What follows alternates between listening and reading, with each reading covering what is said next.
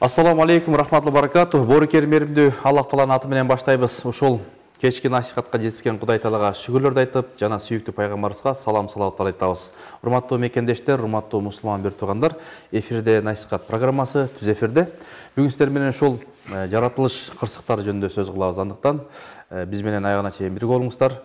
Дүйнө жүзүндө эле ошол кырсыктар, балелер көп. Эмнеге? Ошонун тегерегинде ой калчап, Кудай буйруса, сиздер менен чогуу бир саат бою ушул теманын тегерегинде сөз кылабыз. Анда биздин коногубуз келип калган жеке ишкер, коомдук ишмер, юрист агабыз, бир тууганыбыз Талай Ажы Кадыров. Ассаламу алейкум, кош келдиңиз. Алейкум ассалам. Биринчиден сизге ыраазычылык билдиребиз. Алтынай болгон убактыңызды бөлүп келип, ушул эл журтка бир жакшы бир насихат болсун деп чакырдык. Дайыма элге кызмат кылып жүрөсүз. Кудай Таалам ал жагыңызга, амалыңызга береке берсин. Эл менен амандашып алсаңыз. Ассаламу алейкум бир туугандар, Алла разы болсун. Ушу Темирлан байке бизди чакырып калат, ушинтип анан биз деле дин алымы эмеспиз, бир аз маалыматыбыз бар. Амал кылганга аракет кылып жүрөбүз. Анан анча-мынча окуган китептерден, аяттардан көңүл буруп, анан ар бир нерсенин артында бир нерсе бар. Алла Таала ар бир нерсени жөн кылбайт деген максат менен биз да ошол нерсени изилдейбиз да. Анан ошол жер титирөө тууралуу же болбосо ушундай бир стихийный бедствие деп коет, же болбосо бир бале кырсык болсо эмне үчүн ушул нерселер болот экен деп биз ошо сиздер менен чогуу, сиздер менен бөлүшүп, пикирлерибизди айтканга ушу атайын келип, силер да убактыңарды бөлүп биз менен болуп атканыңызга Алла разы болсун. Алла разы болсун. Биринчи эле мынакей ошол суроолор келип баштады. Ассаламу алейкум рахмат баракату дейт. Ва алейкум салам рахмат баракату. Урматтуу мекендештер, Кудай буйрса анда. Устаз, кош келдиңиз. Ошол бале, жаратылыштын кырсыктары, ошол темага бир токтолуп берсеңиз. Куранда Аллах Таала Куран Каримде 99-аятта Залзала деген сүрө бар экен да. Жер титирөө, Жер титирөө тууралуу аяттар бар. Эми аларды Бисмиллахир-рахманир-рахим. Иза зулзалатил арду зилзалаха ва ахраджатил арду асқалаха ва қалал инсану ма лаха яума изин тухаддису ахбараха би анна роббака аухалаха иля ахри аят. Эми бул аяттын маанисин, ар бир аяттын мааниси болот, котормосу болот да. Эми ушунун маанисинде Аллах Таала жерди аракетке келтирет экен да. Жерди. Анан жер титирегенде бул жөндөн жөнгө титиребейт экен да. Бул бир вахий менен болот дейт. Пайгамбарыбызга саллаллаху алейхи вассалам жана башка пайгамбарларга дагы вахий келген да. Вахий болгондо Жабраил алейхиссалам аркылуу келет да. Өкүм келет, аяттар келет. Анан вахий деп ошо листовки приходили дейт мисалы. Вахийдин 40-тан бириси дагы жана Аллахтан келген. Бул түш аркылуу да болот экен мисалычы. Жана пророчествон. Анан ошол вахий жана илхамга ээ болуп дейт. Ошол аркылуу келет дейт да. Анан жер ошондо Аллахтын амири менен, Аллахтын буйругу менен гана титирейт экен да.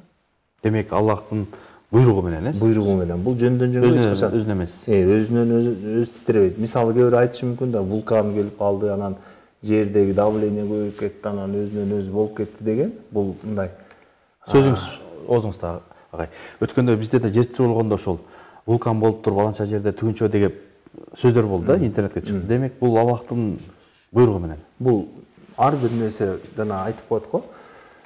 Аллахтын буйруксуз кумурсканы бут сынбайт деп. Ооба. Бул 100% биз иман келтиришибиз керек. Бул Аллахтан. Аллахтын буйругу менен гана болот да. Эми ошол буйрук келгенде жер титирейт экен, сел жүрөт экен. Буларды негизи асмандан келген деп айтылат да. Вахий деген ошол түшүрүлгөн деген эме аңзалына деп жана түшүрдүк деп ушундай сыяктуу эмелерди айтат. Куран бул Аллах Таала Куран бул бизге достоверный болгон руководство да. Бул Куран айтканда Аллах Тааладан прямой келди деп билебиз да. Жер титирегенде да Алла Тааладан буйрук келген үчүн титиреди болуп кетет экен да. Эмне үчүн дегенде мен деле мурун уккам. Мисалы бирөөлөр үй чүп калат, малы мүлкү жок болуп кетет, жанын жоготот, балдары жоготот мисалы. Ошол кезде бирөө келип туруп, ну это случайность дей турган болсо, это оскорбление экен да, ошол нерсени жаракат тарткандарга бул өзүнөн өзү ушундай болуп калдыбы деп өзүнөн өзү дебейт экен да. Анткени бул Алладан келди. Жана биз кырсык же бале бир нерсе келгенде инна лиллахи ва инна илайхи рожигун дейбиз го. Ооба. Поистине биз Алладан келдик жана Аллахка гана кайтабыз. Ар бир нерсе Алладын өкүмү менен болот дейбиз. Анан ошол жерден ар бир жакшылыкка жооп берет экен, кылган ар бир жакшылыкка эмесин алат экен, соогу да. Ар бир жамандыкка жооп берет да инсан. Эми ошол келген кезде мусулмандардын жана мусулман эместердин же болбосо залымдардын жана масум деп коет да, невинный адамдардын өтүп кетиши дейт. Бул эмне дегенде баарына кырсык бале келген учурда бирдей келет дейт. Жалпы келет дейт. Эмне үчүн дегенде, мисалы жакшы адамдардын баары калып жаман адамдардын баары кырылып кете турган болсо, анда Алла Тааланын биякта бир акылмандуулугу жана өзүнүн бир сыры бар да. Мындай айтканда сценарийи бар да. Эми ошондой турган болсо, анда баары эле ой жок, анда мен Кудай дейт экенмин деп эле баары мусулман болуп же болбосо баары ушу Кудайга сыйынып эле жакшы адам болуп кетмек экен да. Ооба. Анан жакшы адамдардын масум жана күнөөсүз болгон же болбосо балакатка толбой баягы жакшы адамдардын мал мүлкү дейт эмне болуп кетет дейт, садака өкүмүнө өтөт дейт. Садака болуп ошол нерсеси соопко айланат да. Кимдердики болсо, мисалы үчүн Кудайга ишенбеген, кабыр болгон болсо, анын мал мүлкүнүн баары ошол жок болуп кетет экен да. Чогуу Алла Таала алып коет экен баарын. Демек, ошондо мусулмандардыкы мындай банкрот болбойт экен да? Жок, мусулмандардын жакшы адамдар. Мусулмандардын же болбосо эмелерин айтат го. Алхамдулиллахи аля кулли хал сивал куфри ва далал дейт да. Кандай учур болбосо да Аллахка шүгүр дейт, бир гана капырчылыктан жана адашкандыктан башка дейт да. Мисалы мен капырчылыкта жүрсөм, же адашып жүрсөм, мен Кудайга шүгүр деп айтканга укугум да жок экен, аны айта албайт экенмин да. Эгер мен кыйынчылык болуп калса, мен сабыр кылам. Алла Таала сен мээримдүүсүң, сен мени сынап атасың деп, ар бир нерседен хикмат, акылмандуулугун издейт экенмин. Анан ошол жерден сабыр кылам, ошо сабыр мен үчүн хайыр, благо деп коет да. Эгер жакшылык берип атса Алла Таала, ниматтарын берип атса, мен анга шүгүр айтып сүйүнөм, ал дагы благо болот экен да. То есть биз сиз айткандай любой жерде банкрот болбойт экен да. Кудайга шүгүр, сонун Ошол сырлар бар да. Анан ушул баягы мынакей дүйнө жүзүндө деги эле жер титирөө кырсыктар көп, табигый кырсыктар. Демек, бул адамга байланыштуу да, адамдарга. Ооба, адамдарга. Биз күнөө көп кылып калдык. Ушу кээдер айтып калат, күнөө көп кылгандан кийин жерде көтөрө албай, өзүнүн Кудай Таала мындай сырын, мужизасын, кереметтерин көрсөтөт деп. Эми сурооңузга мен түшүнгөнүм боюнча, жана китептерден окуп, аларды азыр окуй албайм, просто түшүнгөн нерсемди айта кетейин. Мисалы суроо беришет да, эмне үчүн ошо жаш балдар өтүп кетип атат, же болбосо мусулман өлкөлөрдө көп жер титирейт, мисалы Турцияда тынбай эле титиребейт. Эмне үчүн башка жерлерде баягы залымдардын жеринде көп титиребейт дейт, мисалычы. Алла Таала дейт, ар бир нерсени бир хикмат менен, акылмандуулук менен кылат экен да. Мисалы бир мусулман бир туура эмес иш кылып, бир күнөө кетире турган болсо, Алла Таала анын күнөөсүн эмне кылат дейт? Жазасын сразу берет экен да. Дароо берет экен. Эмне үчүн дегенде, Алла Таала баягы мусулман өзү Кудайга ишенген үчүн дейт, ибадат кылган үчүн, бир кылган иши дейт, бир күнөөсү же проступок деп коет го, бир кылган бир аракети ахиретке калып калбаш үчүн Алла Таала бул дүйнөдө тазалап ийет экен да. Капырлар болсо ушунчалык чоң күнөөлөрдү кетирет дейт. Эмне үчүн дегенде, алар Алланын жок деши менен, Алланы мен кабыл кылбайм деши менен, Кудайды мен көргөн жокмун, гана мага көрсөткүлө, мага эчтеке кыла албайт деп, же болбосо ушундай бир акарат кылганы менен, Кудайды жок деши менен эле уже ушунчалык баягы бүт аалам кызмат кылып атат да. Мисалы, уйдан алабыз, сүт алабыз, эт алабыз, көп жакшы нерселерди алабыз да. Ооба.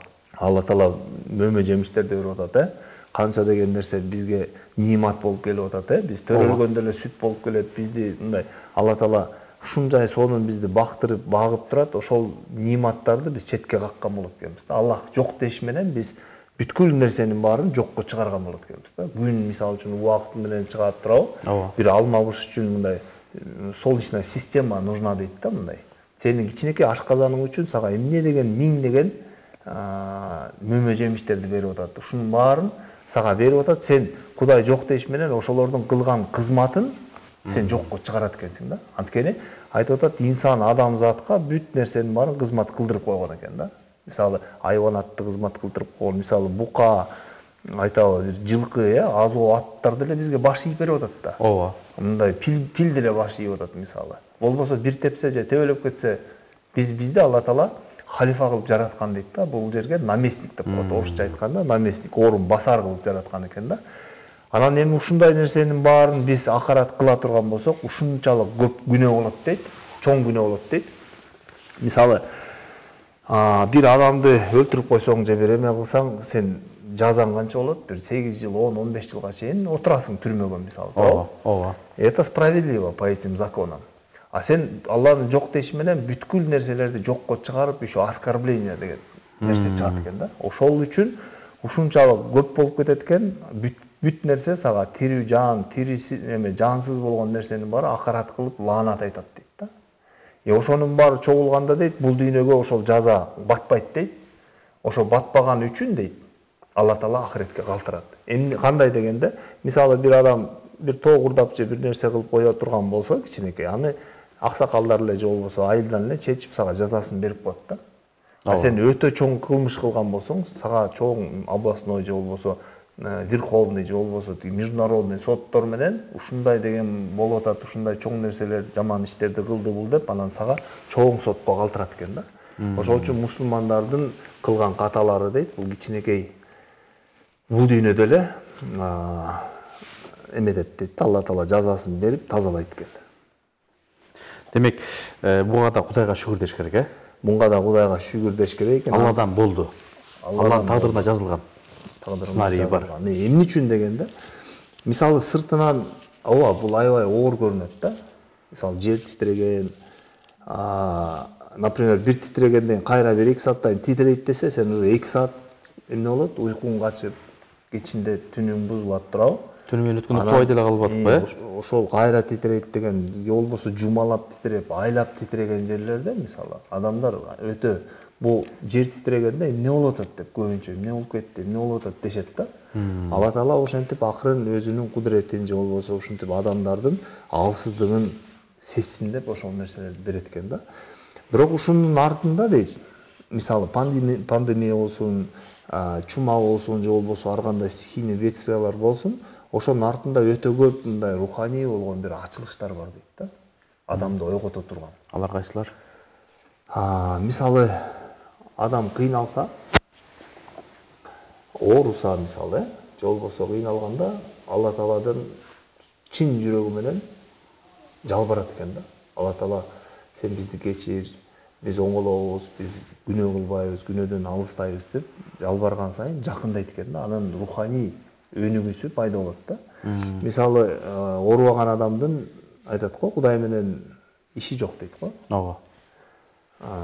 Ошо ооруган сайын оору аркылуу адам эмне кылат дейт, Аллах Таала адамды ойготот экен да. Ойготуп, сен мисалы оорубаган адам бул дүйнөнү аябай сүйүп баштайт экен, өтө чоң пландарды коюп баштайт экен, өзүнө ишенип баштайт экен, текебер болуп баштайт экен, кабырды ойлонгусу келбейт экен, өлүмдү ойлогусу келбей калат экен. А биз болсо ошол Алла Таала оору аркылуу, кыйынчылык аркылуу адамзатты эмне кылат экен, кайра ойготот экен да. Ойготот экен, айтат экен, сен түбөлүктө эмессиң, сен кабырга бир күн болбосо бир күн барасың. Сен ушинтип бул жалган дүйнө. Ойло, бул дүйнө жалган деп, бул дүйнөдөн өзүн бурдурат экен да. Дүйнөнү сүйдүрбөйт экен, бир дүйнөнүн начар, жаман, оор жерлерин көрсөтөт экен да Алла Таала. Анан жер титрегенде мисалы үчүн бизде дубал басып калышы мүмкүн турабы? Ооба. Сууга чөгүлгөндөр бар мисалы. Булардын баарын Алла Таала эч качан кулунун акысын жебейт дейт да. Мисалы, төрөттөн өтүп кетсе бир аял, ошо төрөт убагында же төрөттөн кийин 40 күндүн ичинде дейт. Же болбосо жугуштуу оору менен өтүп кетсе дейт. Же болбосо дубал басып калса дейт. Же болбосо чөгүп кетсе дейт. Же болбосо өрттөнүп кетсе дейт. Алла Таала аларга руханий шахиддик даражаны берет дейт да. Бул эмне дегенде Алла Таалага прямой мындай суракка тартылбай бейишке кирип кеткенге бир мүмкүнчүлүк бар дейт да. А эмнеге дегенде ошол момент адам аябай кыйналат экен да. Ошо кыйналганга Алла Таала ушунчалык сыйлык берет дейт, анын кыйналганы мындай ноль эле болуп калат экен да. Ушунчалык сүйүнөт экен да. Ошо кыйналгандардын эч качан акысын жебейт экен, ошол үчүн ошондой даражаларды берип коет экен да. Жакшы, анан биз азыр мынакей жанагы көпчүлүк учурда сиз айткандай ооруганда Кудайды эстейбиз. Кээде ошол колуңа тикен кирсе деле Кудайдан, демек Кудайды эстейбиз, ошол учурда бизди Кудай Таала оорутуп күнөөлөрүбүздү кечирет. Демек мында да бир сыр, хикмат бар да. Наразы болбош керек, налыбаш керек. Албетте, налыганга биздин акыбыз жок дейт да. Анткени мисалы оору бул Алланын рахматы дейбиз да. Алланын рахматы деген Алланын мээримдүүлүгү деп айтылат да. Мисалы жамгырды рахмат деп айтабыз. Ооба. Алланын жамгыры мисалы өтө көп пайдасы бар, туурабы? Ооба. Оорунун дагы өтө көп пайдасы бар экен. Эмнеге дегенде өтө көп китептерде жазылат, анан бир 3-4 нерсени айта кетели. Мисалы биз налыйбыз, эмне болуп кетти деп переживать этебиз да. Ооба. Айтат, оорунун артында дейт, өтө көп сырлар бар дейт да. Анткени алымдар айтат, мисалы 1 мүнөт ооруган адам дейт, бул даражасы өсөт дейт да. Бир шарт менен Алла Таалага сабыр кылып, жана арызданбаш шарты менен дейт да. Бул Алладан келди деген шарт менен. Анан оору адамды алсыз кылат экен да. Алсыздыгын, күчсүздүгүн сезип, Алла Таалага жалбарып, дуа кылат экен да. Я Аллах, мага шифа бер деп, мисалы. Мен алсызмын, сен гана мага шифа берүүчүсүң деп. Ошол Аллах Тааланы ошол Шафи деген аты аркылуу тааныйт экен да. Анан чыныгы жалбарганда бул риясыз, рия болбогон, эл көрсүн болбогон бир ибадатка душар болот дейт да. Ибадат кылынды деп жазылат экен да. Экинчи жагы күнөөлөр кечирилет экен. Пайгамбарыбыз Мухаммад саллаллаху алейхи ва саллям айтат, бир эрип калган, баягы бышып, сонун болуп, саргарып, кызарып калган бир дарактан мөмөлөр силкисең кандай түшсө дейт. Ооруп калган адамдын титиреп, жана температура болуп, ооруп титиреп аткан адамдын күнөөсү ошондой түшөт дейт да. Самын дейт, кирди кандай кетирсе дейт, оору күнөөнү ошондой кетирет дейт да. Жана башында эң башта пайгамбарлар дейт. Хазирети Аюб алейхиссалам, сабырдын баатыры болгон дейт. Канча жыл ооруган, канча жыл кыйналган, ошондо да бул Алладан деп билип, эмне кылган дейт, сабыр кылып, аягында өзүнүн рахаты үчүн эмес дейт, ибадат кылайын, дагы Аллага зикир кылайын, көбүнчө сажда кылып, ибадат кылып калайын деп, анан шифа сураган дейт да. Анан олиялар мисалы, аалымдар, көп адамдардын баары ооруган дейт да, көп. Ооруга душар болгон дейт. Демек, ооруларда ушундай жакшы сырлар болбогондо дейт, акылмандуулуктар болбогондо, Алла Таала сүйгөн пендесине ошол ооруну бербейт эле дейт да. Демек, бири ооруп калса, Алла сени сүйөт экен дейбиз го. Ооба. Бул дагы жөн сөз эмес да. Андан сырткары, мисалы үчүн, жаштарды карасак, көбү жанагындай күчүнө таянат, же болбосо жана мушташат, көчөдө жүрөт 12-1ге чейин мисалы, булардын ошо ден соолугу, ошол күчү дейт, бир алым айтат, алар үчүн бир бала дейт да. А кээ бир ооруп аткан адамдардын оорусу алар үчүн бир Алланын мээримдүүлүгү дейт да. Анткени алар дуа кылып, ушундай Кудайга кайрылып, Алланы эстейт дейт да, өлүмдү эстейт дейт. Ошончо даражалары көтөрүлөт экен да. Анан ошол оору аркылуу мисалы үчүн өтө көп акылмандуулуктар бар экен. Оору аркылуу адам ойгонот экен, ал сени мындай эле ойготот экен да.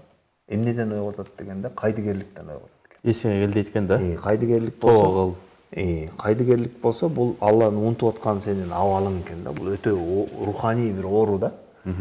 Демек ошол сенин руханий ооруңду дарылай турган оору экен да. Демек бул жерде утулуш жок экен, Мында да эгер акылмандуулугун түшүнүп, анан эмне эле мен ооруй берем, анан аркы берки деп тура эмес сүйлөп алып, ооздон жаңылбасак эле, бунда утулуш жок. Байке ошол жанагы сөзүңүз оозуңузда тиги пайгамбарыбызга сахабалар келип таарынчы дейт да, эмнеге бизге оору келбейт деп, Мен да ушуну уккам да, мындай оору келбесе коркчу экен да. Алла бизди унутуп калдыбы депчи. Даже бир сахаба бар эле, атын унутуп атам. Бир күндүн биринде аялына айтат экен, биз өтө жакшы жашап атабыз. Мен коркуп атам, Алла Таала бизди унутуп калдыбы дейт экен да. Ушу мен жумага барып келгенден кийин сага талагымды берет окшойм дейт экен. Ал аял коркуп, эметет эмнеге деп. Анан мен деле ушул хадисти укканда таң калгам да, жакшы жашаш жаманбы депчи. Кандайча депчи.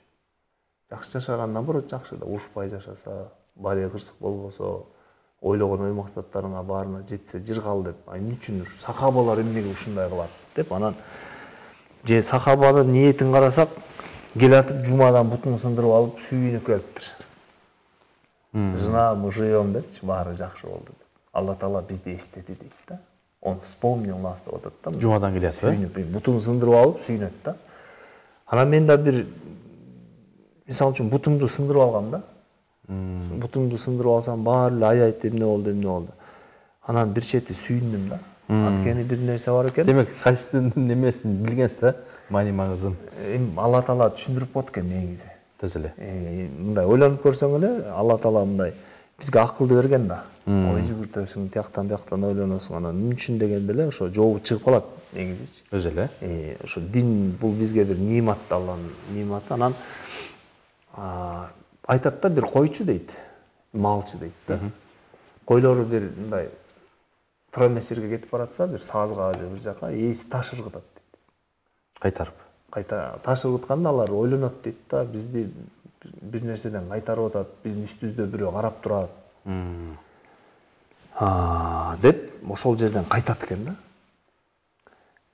Демек Алла Таала дейт, бир кулун же болбосо бир элини туура эмес жерге кетип баратса, акырын таш ыргытып коет экен да.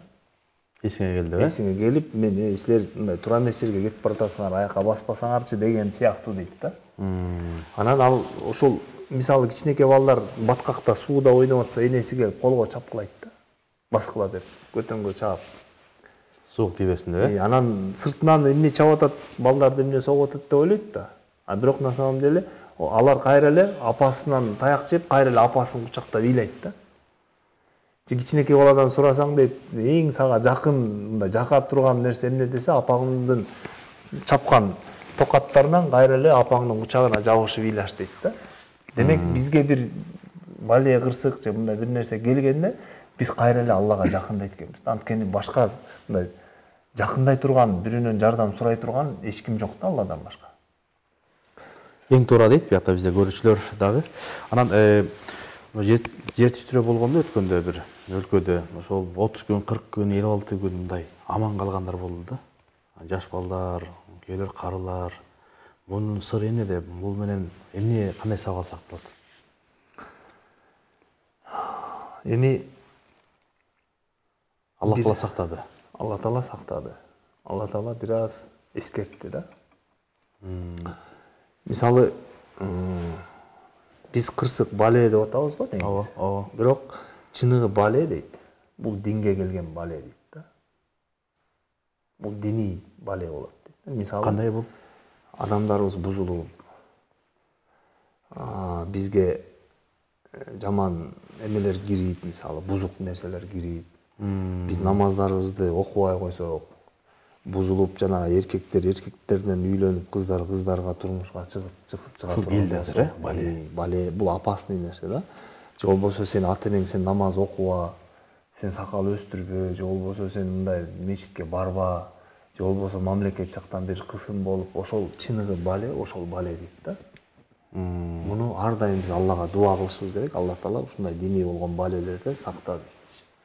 Бирок Кудайга шүгүр биздин эмне азыр биздин мамлекетибизде эле, биздин элибизде эле баары ыймандуу болуп келатат. Жылдан жылга түшүнүк кирип атат. Мындай бирөөнүн акысы же болбосо мындай кой антпейли, тигинтпейли Алла Таала көрүп турат, периштелер жазат. Ахирет деген нерсени түшүнгөн үчүн уже бизде Кудайга шүгүр дин дагы өнүгүп келатат. Адамдын түшүнүгү да жакшы болуп, түшүнүгү жакшы болгон үчүн бул таасир берет да. Бул коомго да жакшы таасир берет. Бул бизнеске да жакшы таасир берет. Бул укук жагынан да бүт жагынан өтө пайдасы көп да. Анан диний болбогон мисал үчүн кыйынчылыктардын баарынын артында Алла Тааланын бир тарбиясы жатат да. Мисалы бир алым айтат да, Алла Тааладан мага бир көрсөтүлдү дейт. Ошо Алла Таала бизден мындай таалимат деп коет да, мындай үйрөтө турган, өзү менен байланыша турган бир сонун бир 5 мал намазды бизге буйрук кылып оку деди дейт. Ал дагы 24 сааттын 1 саатын элейт экен да. Мисалы биз канча саат уктайбыз? 8-10, 7-6 мисалы. Ар кандай. Ошол уйкудан сырткары убактың бар да, например. Эми ошондон 24 сааттан 1 саатын эле бизден Алла менен байланышып ибадат кыл. Ортодогу убакыттарыңдын баары соопко айланат деп атат. Ибадатка айланат. Биз эмне кылдык? Жалкоолук кылдык дейт, намазыбызды таштадык дейт. Алла Таала эмне кылды дейт? Жана биринчи дүйнөлүк согушта, экинчи дүйнөлүк согушта бизди мындай окоптордо жөргөлөтүп дейт. Бир түрдүү намаз окутту дейт да, мындай айтканда кыйнайт экен да. Анан бизди дейт, бизден дейт Аллах Таала 1 жылда 12 айда 1 ай 70 акылмандуулугу бар дейт. Ден соолукка өтө пайдасы болгон дейт. Ачкалыкты тарт, орозо карма деп айтты дейт. Биз нафсыбызды аядык дейт. Болгон 1 ай. 1 ай. Бизге да пайда экен да бул нерсе. Коомго да пайда экен, өтө пайдасы көп экен. Биз нафсыбызды аядык дейт. Алла Таала бизди дейт 5 жыл дейт ачка калтырды дейт. Көрүнгөн нерсени жеп, өтүктөрдү бышырып жеген күндөр болгон дейт. Карышкан сыртын.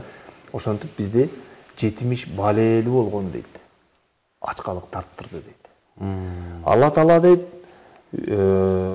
өзү берген малынан дейт, өзү берген мүлкүнөн, өзү берген акчасынан бизде 40-тан 1 калады дейт. 40-тан 1 деген 2,5% да 100дөн. Буларды өзүнө калаган жок да. Бул кембагалдарга берип, бөлүшүп, алардын дуасын мындай кабыл болгон дуасын ал деп биздин даражабызды өстүрүп, малыбызды тазалап, ахиретибизге пайдалуу болгон ошондой өзү берген акчадан 40-тан 1 калады дейт. Биз сараңдык кылдык дейт. Алла Таала эмне кылып койду дейт? Мындай эле мажбурлап эле алып койду дейт. Демек, эгер биз өзүбүз бул нерсени түшүнбөсөк, Алла Таала алып коет экен да. Дагы бир мисал айтайын. Бул историяда, бул болгон нерсе. Айтыңыз. Чыңгыз хандын Хулагу хан деген бир эмеси болгон да. Командири болгон. Ал Багдадты өтө көп мусулмандарга өтө көп зулум кылган экен да.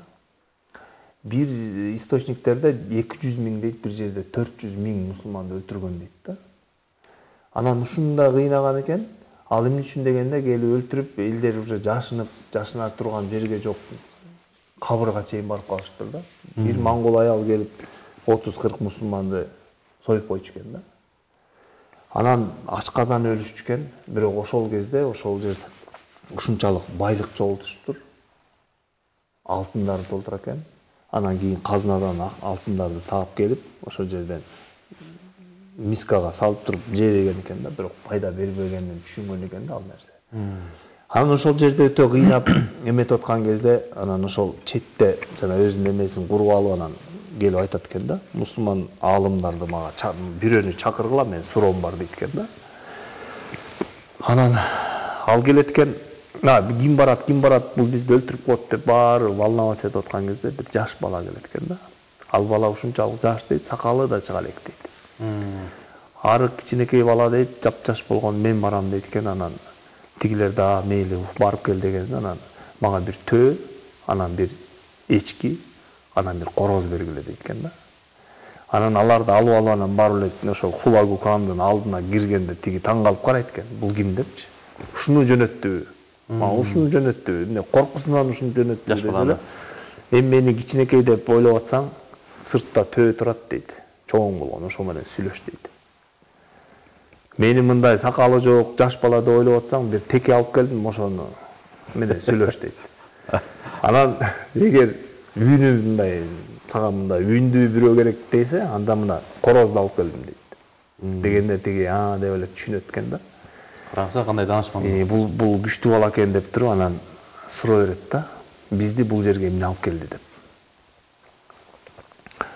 Ошондо айтып келди, силерди бул жерге биз алып келдик дейт. Биздин дейт кайдыгерчилигибиз дейт. Биз чыныгы максатыбызды унуткандыгыбыз дейт. Биз мал мүлктүн артыгынан чуркаганыбыз дейт. Биз бири-бирибиздин артынан чуркап, бири-бирибизди сыйлабай дейт. Жанагы бири-бирибиздин үстүнө кыйнашып, жана бири-бирибизди бир тууганчылыкты сезбей дейт. Намаздарыбызды таштаганыбыз үчүн дейт. Чыныгы мындай максатты унутканыбыз үчүн дейт да. Аллах Таала деле айтат да Куранда. Ва ма халакта инса вал джинна илля лиябуду депчи. Мен жиндерди жана инсандарды ибадат үчүн жараттым дейт да. Эми биз ошо Алла Таалага ибадат кылбасак, биз мындай дүйнөгө өтө берилип кетип, анан жанагындай ар кандай туура эмес иштерди кылып, Алла Тааладан коркпой бир зулум кыла турган болсок, же болбосо мындай эсирип кете турган болсок, Алла Таала бизге бир бале жөнөтөт экен да.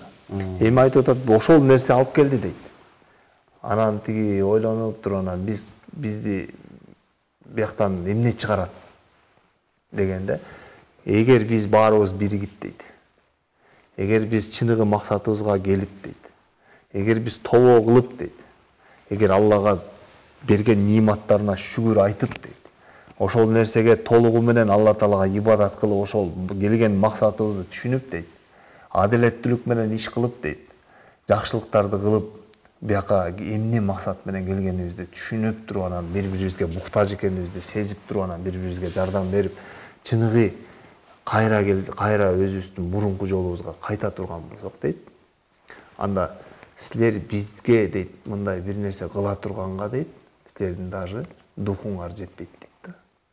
Силер мындай эле, биз мындай эле, силерди мындай түртүп эле чыгарабыз дегендей кылып айтат да. Эми бул бизге сабак да. Бул Алла Таала бизди ушул аркылуу бизди тартиптеп атат да. Бизде ар кандай нерселер болот, кыйынчылыктар болот. Бул баарыбыз себеп өзүбүз элебиз да. Анан тиги кылып койду, бул кылып койду, анан ушундай болуп атпайбы, анан тигиндей жок. Алла Таала бизди бул дүйнөгө бир жолу жаратты. Биз канча жыл жашайбыз билбейбиз. Бирок ар бир адамдын өзүнүн колу жете тургандай бир кыла турган иштери бар да. Эгер ошону кылбай, максатынан кайтып, же болбосо туура эмес нерселерди кыла турган болсо, сөзсүз Алланын алдында жооп берет. Өзү жооп бербесе да бала чакасы жооп берет, эли жооп берет. Ошо өтө оор нерсе да бул. Анан биз эчтеке билбейбиз, биз эчтеке кыла албайбыз, эчтеке деп сүйлөй албайбыз, биздин мнениябыз жок дей турган болсок, анда Алла Таала кырсык балелерди жөнөтүп кое бериши мүмкүн да, бат эле. Жакшы. Агай, анан ушул жерде бир маселе. Азыр дүйнө жүзүндө, анын ичинде ошол мына Кыргызстанда ушундай нерселер болуп атат, жанагы жыналар. Анан мамлекет дагы баягы өздөрүнүн күчүн көрсөттү. Алла разы болсун. Токтотуу максатында дин аалымдары, молдолор дейбиз, коомдук ишмерлер, алар жумаларда баяндарын айтып атат. Ушунун дагы балелер келиши мүмкүнбү? Албетте келет. Ар бир нерсе аркылуу келет да. Мисалы жашоодо деле биз карасак, жер титирештер мисалы, кыйналгандар, же болбосо бир адамдан эле больницага барып сурасаң, эмне кылдың эле десе, мындай мен ичип алып, же болбосо бирөө менен мушташып, бир нерсе болуп, артында бир туура эмес бир күнөө аркылуу больницада кыйналып жаткандар бар да. Түрмөлөргө барып сурасаң, ошол деле проблемалар.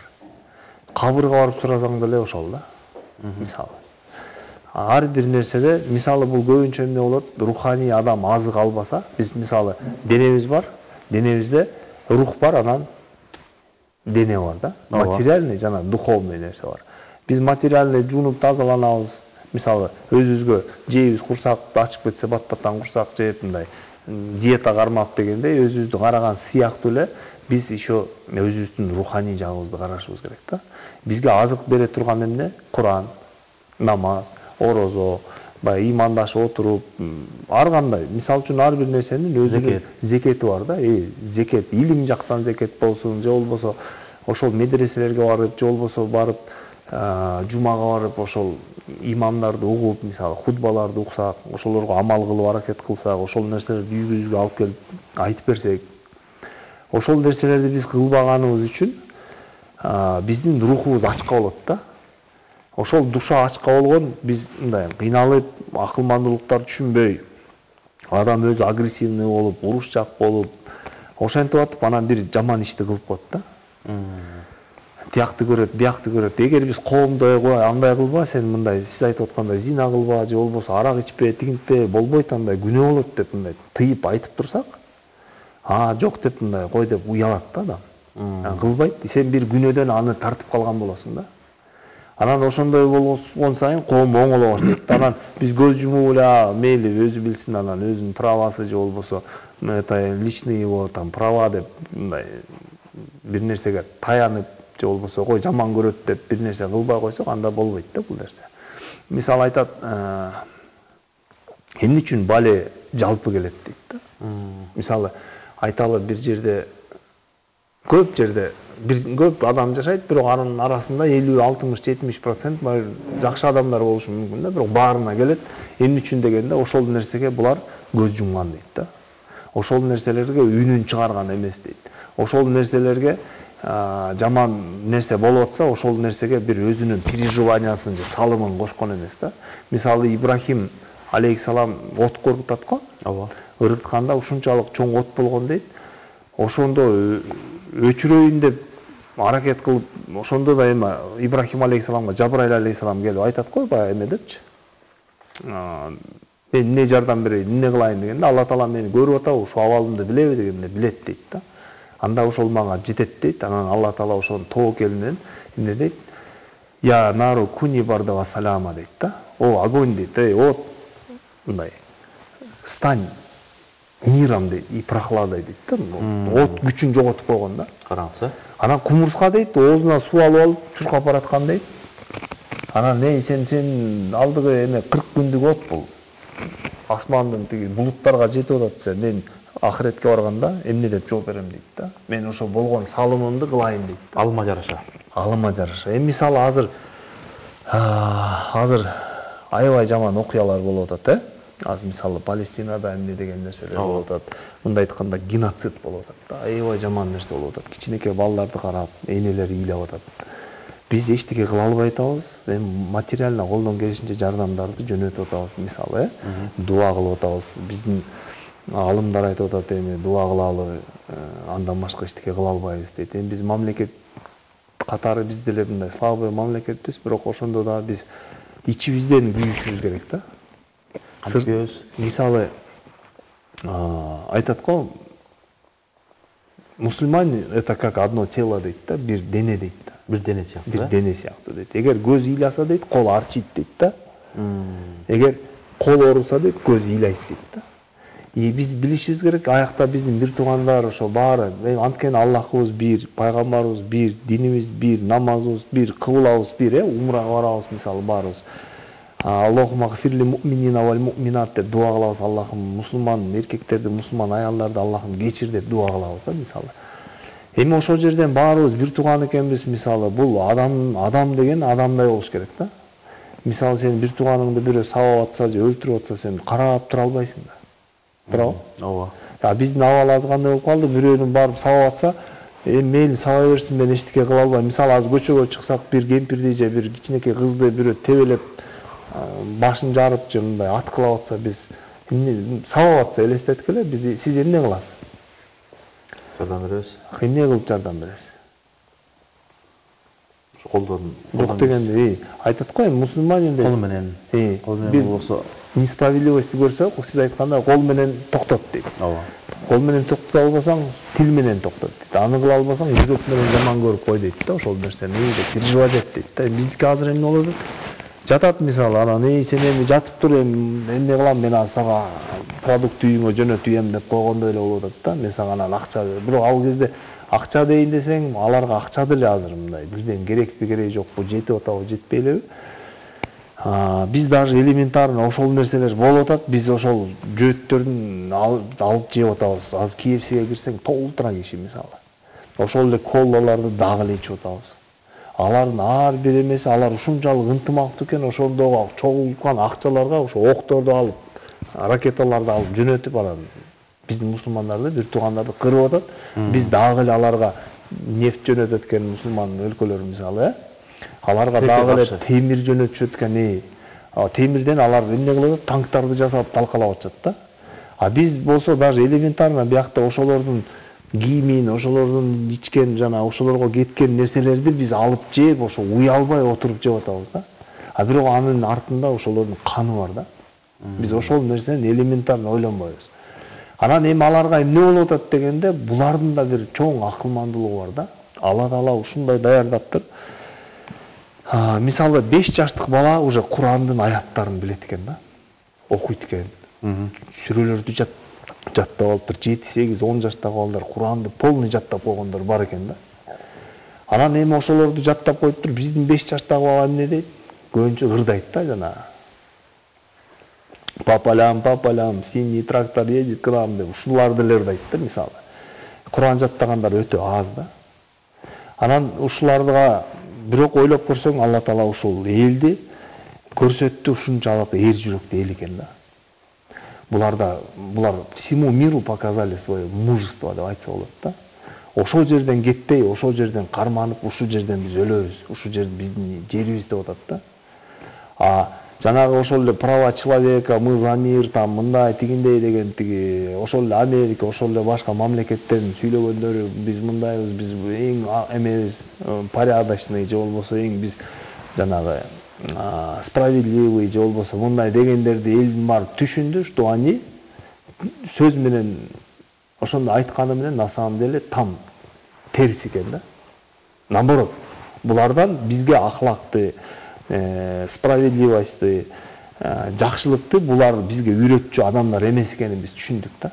Бизге Запад андай нерсени уже мындай айтканда жуткура албайт да.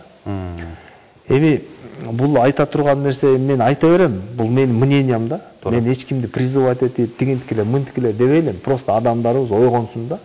Анткени мен мамлекетке действительно мамлекетти сыйлайм. Агай, ушул жерде бир маселе.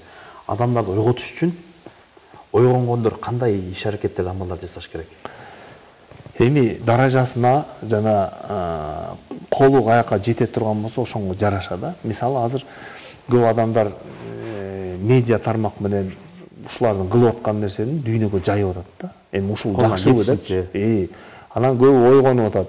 Кой антпейли деп атат. Кээ бирөө барып сотко берип атат, международный сотко берип атат, мировой сотко берип атышат, чогултуп атат. Даже Африкадагылар барып ошол жанагы киндерди ошо кылып аткан жана военный жана эмне деп коет, терроризмди булар эмне кылып атышат, өтө жаман геноцид. Ушундай нерселердин баарын булар канчалык адамдарды кырып атканын, мындай жаныбарларды мындай кыра албайсың да.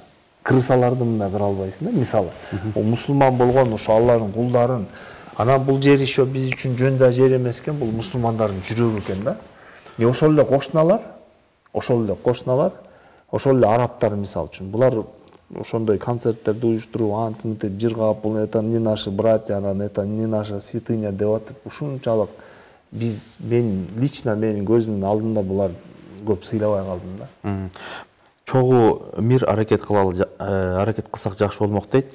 Токтоткула, кылбайлы, эбирилердин тамактарын жебейли дейт биздин көрүүчүлөр. Дагы кандай ал кошумча кылсак болот. Азыр чындап эле сиз айткандай, ушунун баардыгы дүйнө жүзүндө тамактарын башкаларын жеп атат, ичип атабыз. Анан сиз эскертип момундар пайда берет дейт, Ооба. Мисалы азыр көбү жебей баштаганда, биздикилер көп деле токтогон жок. Биздикилер жеп эле атат да. Ушунчалык деңгел билинип эле калат экен. Деңгел билинип эле калат экен. Биз бул биз динде слабый болгонубуз үчүнбү же өзүбүздүн мнениябызды ачык чыгара албаган үчүнбү? Бирок башка адамдар ушул нерсени мындай токтотуп баштаганда эми өзлөрү айтып атат да тигилер. Хорошо дейт. Ооба дейт, биз азыр временно кыйналабыз дейт, биздин товарлар өтпөй калат дейт, складдарыбыз толуп кетет дейт. Но мы такие акции, ушундай предложенияларды адамдарга сунуштайбыз дейт, ушундан дагы көбүрөөк алышат дейт. Элестетпи? Анткени биз буларды билебиз, булар мал, мүлк, акча дегенде жанын берет деп атат да. Эми булар более идеологичный болуп атышат. Бизди мындай, булар не только бизди мындай бүт адамдарды мындай ушундай бир ар кандай идеологиялар менен, слабый точкалар менен, ар кандай коркутуулар менен, ар кандай нерселер аркылуу булар управлять этип көнүп алышыптыр да. Анан дүйнө жүзүндө каякта карабасаң дагы барып туруп ошол жерлерден мындай эме кылышат да. Ой, биз за мир, мы за справедливость, аркы берки деп коюп эле ошол жерден анан согушту баштап коюшат. Демек биздин мусулмандар көпчүлүк пайызы мындай менин байкоомдо да мал мүлккө мындай байланып калгандай, Эми баарыбыз эле мал мүлк дейбиз, мисалы үчүн бул курсак дейбиз туурабы, бирок негизги максаттарыбыз бул эмес да. Анткени биз эртең өтүп кетсек бул дүйнөдөн биздин алып кете турган нерсебиз ошо кепинибиз менен эле кетет экенбиз да. Бир носки ала кете албайт экенбиз. Кепин чөнтөгү да жок. Мунун баары калат. Муну сен башка бирөө бөлүп алат да, сен мал мүлкүңдүчү. Бала чакаңа кала турганын калат, жукса жугат, жукпаса жукпайт экен. Бирок негизги максат, ооба биз иштейбиз, жанталашабыз, оокат кылабыз, балдарыбызды окуталы, тигинтели, мынтели, бүт эле нерселерди кылып, жакшы ниет менен кыла беребиз. Бирок баары бир эле биздики ошол көбүнчө ошол жумуштан коркот экенсиң, тияктан коркот экенсиң, өлүмдөн коркосуң дейт. Бирок акыйкатты айтканыңан дейт, сенин өлүмүң дагы дейт, сенин рызкың да азайбайт дейт. Дагы бир сөз бар кыргызда. Тууганга туура айтсаң жакпайсың депчи. Кээде мисалы жакшылыкка чакырсаң, кээ мындай кайдыга жүргөндөр бар го. Анан бул жакта дагы келип атат, штраф салып, тыюу салыш керек деген биздин көрүүчү жазып атат. Кимдерге? Балким жанагындай ошо еврейлердин азык түлүгүнө башкасына. Мамлекет деңгээлдеги иштер го булар, Эми мындай да, каалоо тандоо башка да. Жок, бул мындай нерсе экен да. Бул эми мен азыр бияктан бир улутка туура эмес айтып алсам, эртең мага сотко беришет да, мисалы. Призывать там бир мындай враждебный нерсени же болбосо адамдарды мындай муну кылгыла, тигини кылгыла деш өзү туура эмес. Биз мусулмандар биз жаман ишти кылбайбыз да, мисалы бирөөнүн мал мүлкүнө кол салбайбыз, туурабы? Анан биз, например, эмне кыла алабыз? Биз ошол нерсени өзүбүз тыйсак, үй бүлөбүз тыйса, элдер ушуну түшүнсө эле түшүнөт да. Анткени эми бул нерсе дүйнө жүзүндө ошондой нерсе болуп атат да. Анан бул мисалы үчүн эми жөөт деп коюшат экен, негизи өзүнүн артында жана ционист деп коет экен, ошолор турат да. Булар өтө мындай отуруп алып 1000 жылдан бери план түзүп, элдердин баарын биз башкарып, элдердин баарын мындай бузабыз, өзүбүз каалаганды кылдырабыз деп, жана фараон убагында же болбосо канча адамдарга зулум кылган, канча адамдардын баарын талкалап, анан биз гана жашайбыз деген, же болбосо биздин гана эме болуш керек, өкүм сүрүш керек, биз кыйынбыз, калгандардын баары мал дегендей бир отношение болуп атат да негизи. Ошол нерсени биз түшүнүшүбүз керек. Анан бирок мунун баары эми биз буну кылып атам, анан тигинин товарын жебей элем, анан тигини кийинбей элем эмес. Биз биринчи намазыбызды окушубуз керек, өзүбүз жакшы адам болушубуз керек. Улайып сагайып жетен суроолор аябай көбөйүп кетти. Интернеттеги таанымал жаңылык каналдары дейт, аудиториясы көп адамдар, аккаунттары көп, баары бойкот, реклама кылыш керек дейт. Ар бирибиз өзүбүздөн башташ керек деген дагы суроо болуп атат. Албетте кимдин каяка чейин күчү жете турган болсо, бул өтө жакшы болот да. Анан эми ошол жана интернет болсун, аркы берки болсун, эми баары ошол аркылуу деле өзүнүн жакшы пикирлерин өзүнөн баштаса эле, менимче бул дагы плюс болот да. Анан биздин эртең бизге деле бул нерсе келип калышы мүмкүн да. Анткени кепилдик жок. Кепилдик жок да. Мисалы үчүн бул ошо Палестина элибизге бул сыноо болуп, байкуштар булар кырылып атат, анан тиги бу деп биз аябап атабыз. Аларды аяштын кереги жок да. Алар эми биз дүйнөдө жашайбыз, канча жашайбыз билбейбиз. 60-70 жаш болобу, Алла Таала эртең деле мында кетип барат, ДТП болуп калышы мүмкүн, же уктап атып турбай калышы мүмкүнсүң да. Ооба. Анан биз ошол алар ошондой зулум көрүп, ошондой жерде жеримди, элимди сактап калам деп ошол жерде өлүп кете турган болсо, Алла Таала сөзсүз аларга чоң бир сыйлык берет да. Эми ошонун тегерегинде жашагандар, мисалы үчүн, ошолорго шарт түзүп, ошолор кырылып кетсе экен, тигинтсе экен, мынтсе экен деп, же ошолорго сатылып кеткендер, ошолор үчүн баля болот да. Мисалы, жыргап азыр жана Хэллоуин дейби, эмне деп коет жана. Ошолордун баарын өткөрүшүп, концерттерди өткөрүшүп, жыргап, мындай бир туугандары жанында кыйналып, ыйлап, канга эметип атса, алар жыргап аткан ошолорго бул мындай да, бул биз үчүн чоң бир баля болуп калышы мүмкүн. Ошол үчүн жок дегенде биз эми ыйлайбызбы, дуа кылабызбы, тахажжуд окуйбузбу, Алла Тааладан сураналы. Ошол нерсе бир Алла Таала өзү эле чечип коет. Биздин просто ниетибизде биз аяка деле эмне кылып, мисалы, биз аяка бара албайбыз. Биз колубуз, күчүбүз жетпей атат. Биз эмне кылабыз? Дуа кылабыз, андан башка эмне кылабыз? Ошону да бизди кыла албай атабыз. Унутуп калабыз. Тилекке каршы. Дагы ушул жигит деген биздин бир тууганыбыз ушул жазып атат. TikToктон көп жерде айтсак, Палестина жөнүндө алар наемниктер деп жеңип атышат. Өтө таң калыштуу болуп атат дейт. Эми азыр средства массовой информации, СМИ көбүнчө ошо жөөттөрдүн колунда да. Ошол эле YouTube, ошол эле жана бүт нерсе ошолордун колунда. Эми алар эмне кылып атат? Алар всегда эмени информационная война деп коет, ошол нерсени они всегда выигрывали да. Булар мындай кылышты, анан тигиндей кылышты дейт. Эми кичинекей таш менен ал өзү чүрмале болуп калыптыр да негизичи. Эми кичинекей таш менен же болбосо аял кетип баратса, аялды атып өлтүрүп атат. Эмне үчүн? Эмне менен чо они докажут? Эми аял наемник болобу, ошакта жашап аткан кемпир каякта наемник. Булар ушинтип эле көбүртүп эле, бул тигиндей мындай деп эле качат, бирок уже элдин баары түшүндү да. Түшүндү. Азыр Европада деле көбүнчө мусулман болуп башташты. Элдин баары көрүп, булар мындай экен. Мисалы үчүн баласы өлүп калды, атасы отуруп ыйлап сабыр кылып атканын көрүп, ошончолук кызын же болбосо баласын ушинтип кармап, кепинге ороп, ушул нерсенин баарын эметип анан Алла Таала деп ушундай эметип аткандарын көрүп, эми ошо же кызы же өзү ким бул наемник, каяктагы наемник? Просто эле сказкаларды, ар кандай нерселерди булар өтө ушундай нерселер менен жана шылдың кылып, мантыкы берки тиягынан биягынан бул негизи өтө алсыз кишилердин куралы да бул нерсе. Мунга ишенген акылдуу адам болбойт го деп ойлойм. Базарларды, ашканаларды, кафелерди өкмөт, бийлик, муфти деп токтогон экен. Демек, баягындай суроо түшүнүктүү эле. Балким мындай базарларды, ашканаларды, кафелерди өкмөт, бийлик, муфти мындай үстүнөн караш керек деген өкүм айтып атат окшойт. Балким мындай тамак жөө боюнча продуктылар кирди чыкты бизде сырттан көп келет да.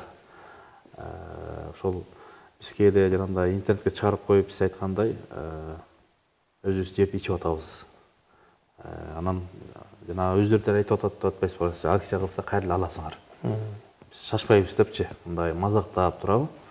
Демек, баягы адам өзгө болуш керек деген да бирөө жазды да. Демек, бул да бир негизги маселе. Мен магазинге кирип, мисалы, жекече отказался от многих, мисалы, башынан эле чипс жечү эмеспиз, лейстердичи, мисалы.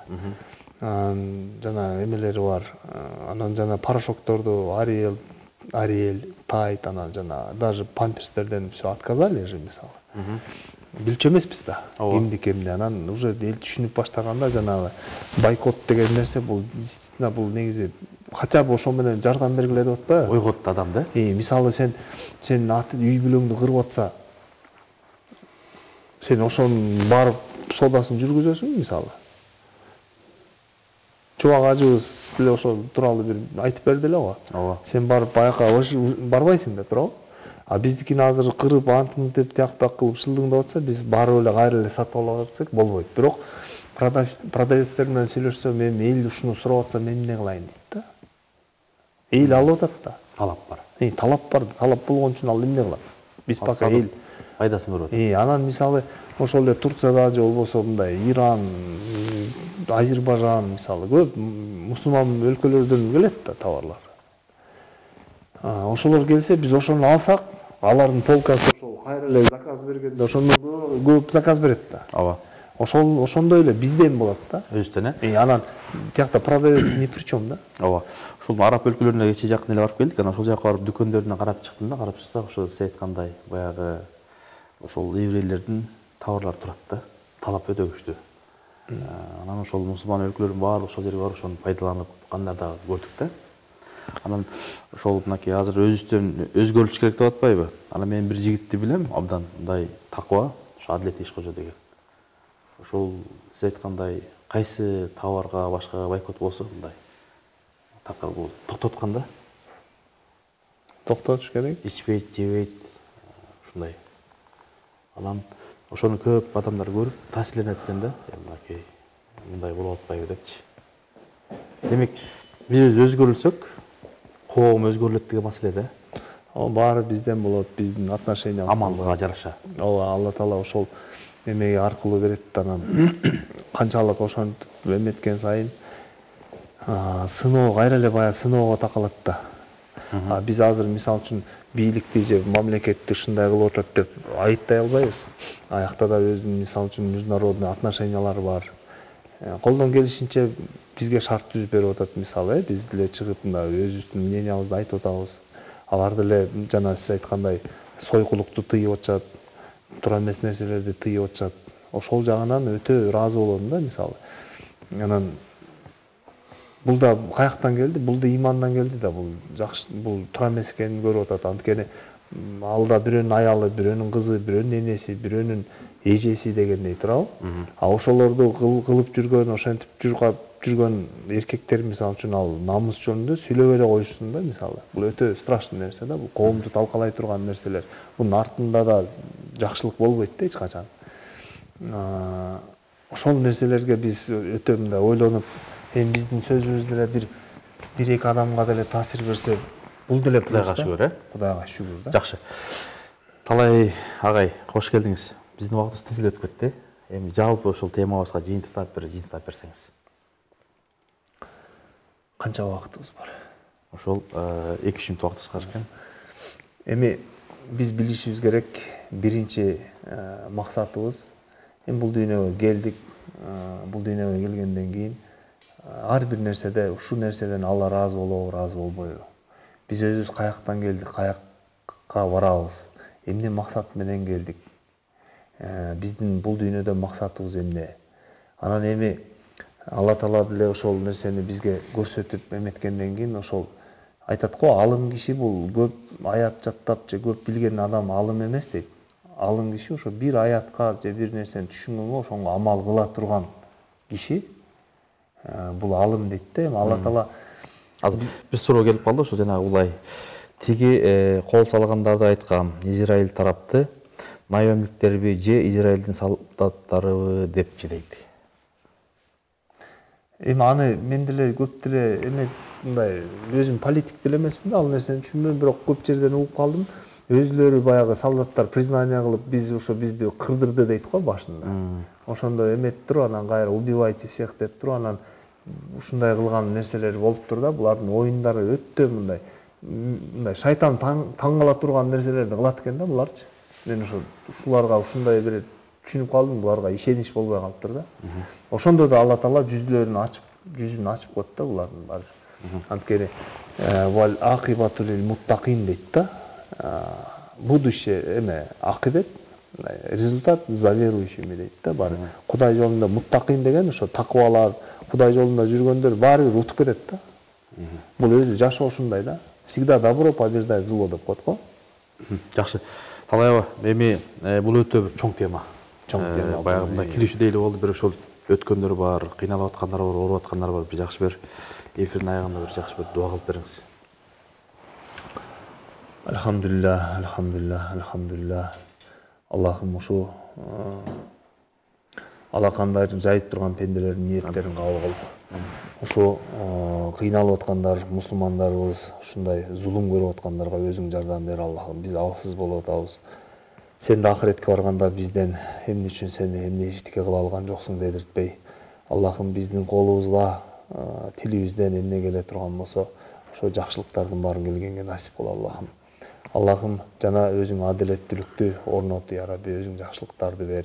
Ар бир адамдын ушу көчөдө шыпырып жүргөндөн баштап мамлекетти башкарып аткандарга жүрөктөрүнө иман берип жакшылык бер Аллахым. Өзүң жардам бер Аллахым. Ушу биздин ниеттерибизди түздөп, ниеттерибизди калыс кыл Аллахым. Ушу ар бир жараныбызга дуа кылалы, ар бир жараныбызга жакшылыгыбыз тийсин деп, ар бирөөбүз бири-бирибизди сыйлап, жакшылык болуп, бири-бирибиздин аркасынан сөз айтпай, бири-бирибизди жамандабай, ар дайым бири-бирибизге жакшылык кылганга насип кыл Аллахым. Чыныгы мусулман колу менен дагы, тили менен да бирөөнө зыян бербейт дейт. Ошо чыныгы мусулмандардан кыла көр Аллахым. Аллахым өзүңдү таанытып билгизип сага шүгүр айткандардан кыла көр Аллахым. Эки дүйнөдө тең бактылуулардан кыла көр Аллахым. Роббана атина фид дунья хасана ва фил ахирати хасана ва кина азабаннар. Аллахумма ла тухрижна мин дунья илля ма шахадати вал иман. Аллахумма салли аля саййидина Мухаммадин ва аля алихи ва сахбихи ажмаин. Бирахматика я архамар рахимин. Амин. Аллах Таала бизди балия кырсыктардан сактасын. Амин. Урматтуу телекөрүүчүлөр, насихат берүүсү бүгүн ошол соңуна келип калды. Ошондой болсо дагы Кудай Таала зулум чегип атат биздин бир туугандар. Дуа кылалы. Эң негизгиси ошол дуа бул ибадаттын чогу дейт. Кудай Таала асмандан, жерден, элден, селден, оттон, чоктон, токтон, кыямат күнүнүн балиесинен сактасын. Мусулмандардын башын бириктирсин. Кудайым эки дүйнөдө шеримине албасын. Эки дүйнөнүн бактылуулугун Кудайым насип кылсын. Кийинки эфирден амандашканча Аллах Тааланын саламы, тынчтыгы, берекеси сиздер менен болсун.